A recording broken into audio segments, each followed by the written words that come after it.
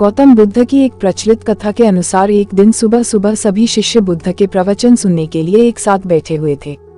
कुछ देर बाद बुद्ध अपने साथ एक रस्सी लेकर आए।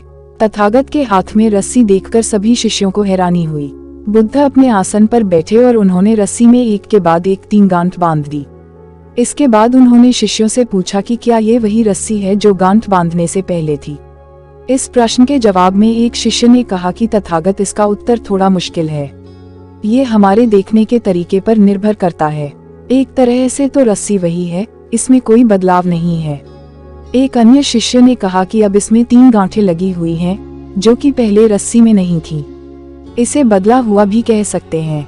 कुछ शिष्यों ने कहा कि वास्तव में मूल रूप से रस्सी वही है, लेकिन बदली हुई दिख है, लेकिन इसका मूल स्वरूप बदला नहीं है।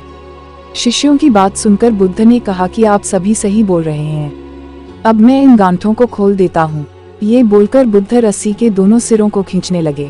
बुद्ध ने पूछा कि क्या इस प्रकार रस्सी की गांठें खुल जाएंगी।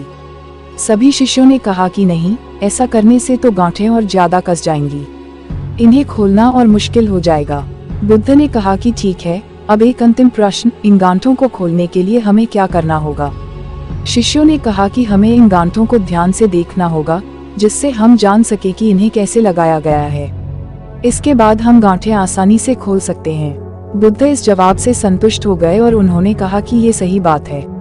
हम परेशानियों में फंसे रहते हैं और बिना कारण जाने ही उनका हल खोजने लगते हैं, जबकि हमें पहले समस्याओं के मूल को समझना चाहिए। जब समस्याओं की वजह समझ आ जाएगी तो उन्हें सुलझाना बहुत ही आसान हो सकता है।